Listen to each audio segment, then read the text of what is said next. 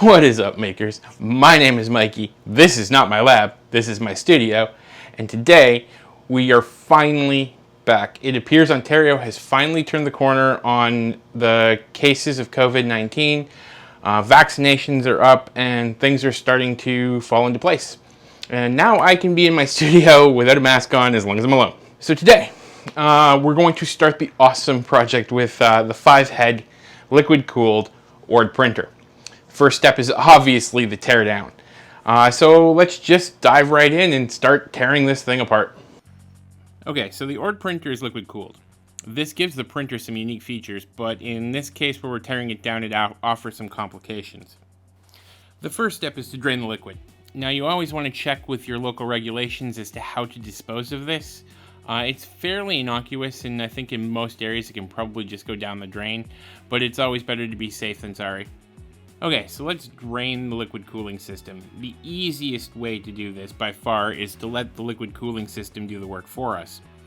What we're going to do is we're going to hook the pump up to a 9-volt bench power supply and let it push the water out. So the very first thing we need to do is disconnect the inlet hose from the radiator. So we want to find the input hose of the radiator, and we want to remove that hose. Once you have that hose end removed and have made sure that it is pointed and securely fastened towards whatever vessel is going to catch the fluid, right, we're going to go ahead and connect it up to the power supply.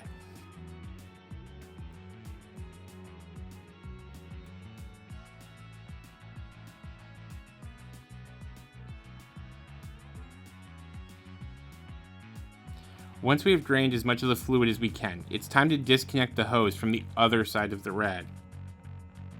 Now, as we move around the printer, we are going to disconnect all the remaining hoses. Yes, you will get water everywhere. There really is no way not to. So have some paper towel ready.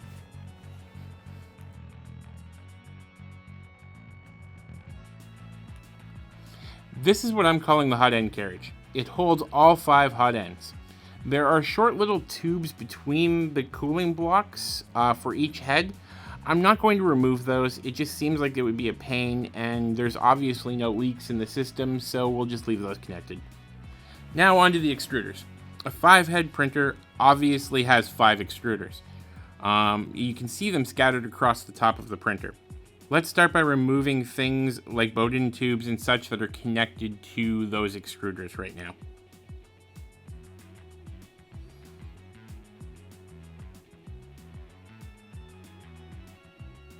Alright, now we need to conquer the wiring to the stepper motors. These motors have fixed cables to them. I hate this. I don't know why any company would build a motor that doesn't have a connector on it, but this is so far the one thing in this printer that has really annoyed me, is that the wires are hardwired into these stepper motors. And as we work our way around to remove these stepper motors, we need to cut about 1,000 zip ties.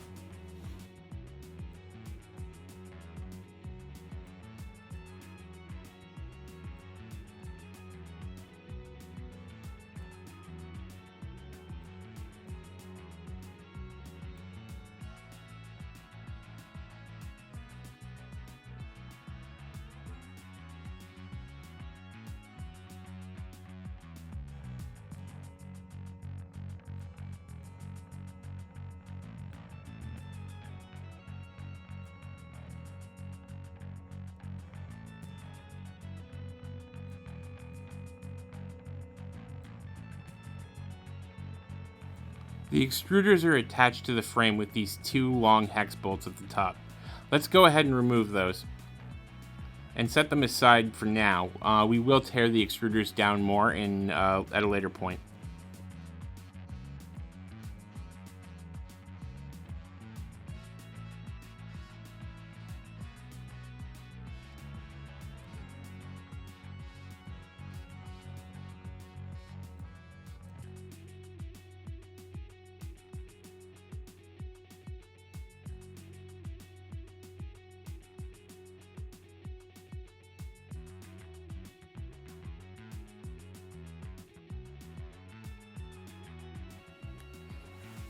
It is time to start with the hot end carriage.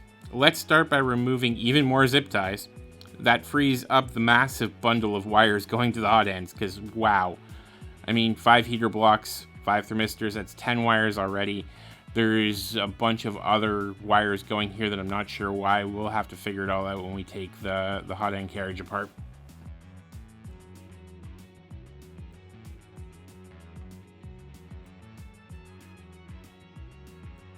To remove the carriage unit, we're going to have to undo 6 nuts. The 6 nuts hold the carriage to the linear rails. Well, actually to the linear bearings, which are on the linear rails.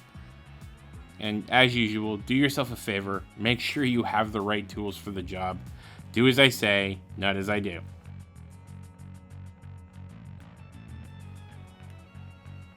Now that we have those nuts off, go ahead and push the linear bearings out of the way and unhook the drive belt.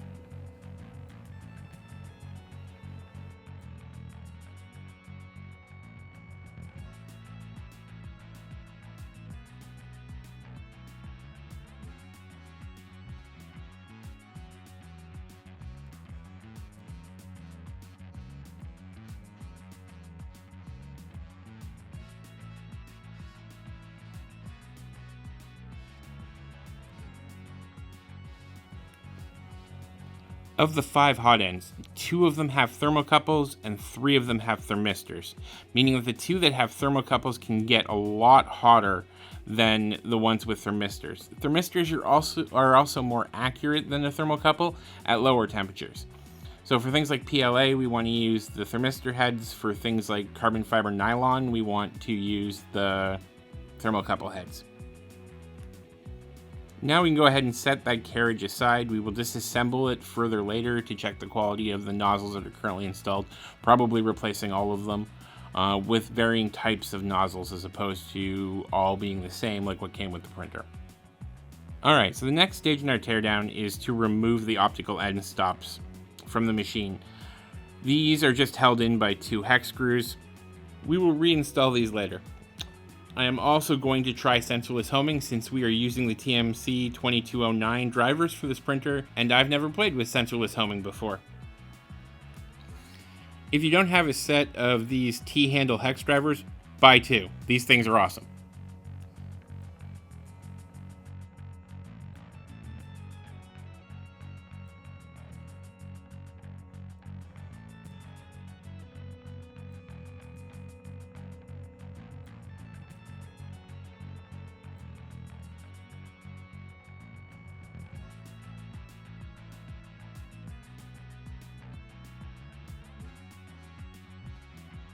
Now we are going to remove the X-axis stepper motor. This is held in place by 2 hex bolts, but make sure to remove the drive belt before you try to remove the motor.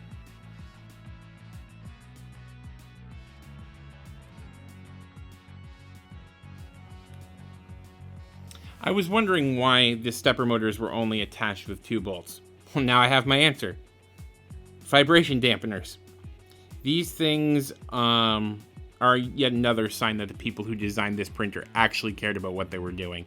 Back in the days of non-trinomic stepper drivers, printers were noisy, and the vibrations can really affect the print quality itself.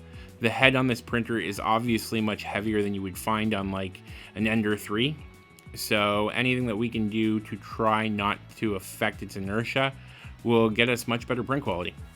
So we are definitely going to leave the dampeners on there despite using trinamic drivers.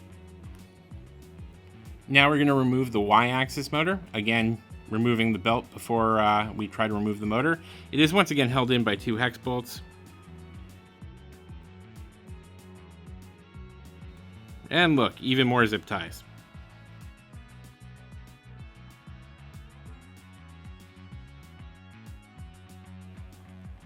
Now on to the Z-axis motor.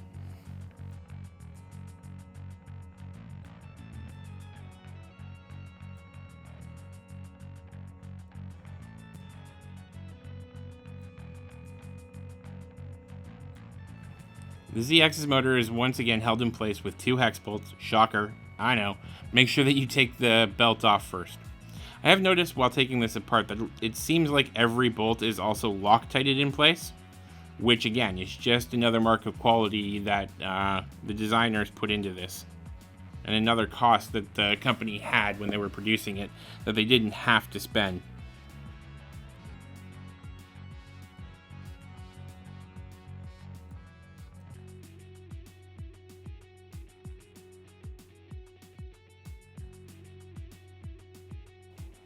Now go ahead and remove the drive belt and the stepper motor for the Y-axis from the print bed itself. Again, the stepper motor is held in with the 2 hex nuts, and once again we find a vibration dampener attached.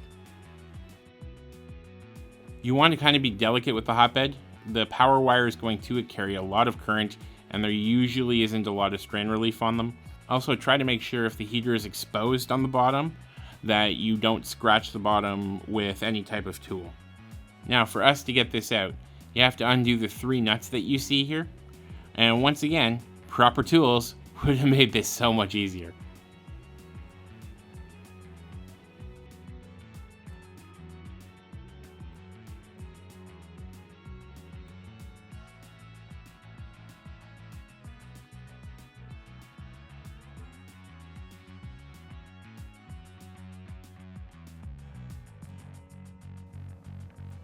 And now we're going to do one more pass around the printer, and we're just going to focus on removing all the belt pulleys and any other non-electronic stuff that's attached to the frame.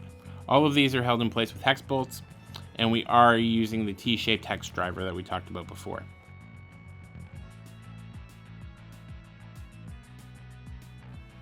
And with that done, the initial teardown is complete. And there you have it. The teardown is complete. The printer is in pieces. The next video that in this series that we will be doing is testing the electronics and testing the motors. So we'll hook up the electronics outside of the printer itself to a power supply, to the new main board, make sure that we can control the stepper motors properly. Once we can, we'll probably rip the extruders down to their base components so that I can clean and lubricate each one. Put those back together, then clean and lubricate all the other mechanical parts of the printer, put those back together, then re-add the electronics back into everything, and the final step is to pour the impressive red coolant back into the printer. So stay tuned, next video will be out shortly. Thank you for joining me in the lab today. I hope you learned something, and we will speak again soon.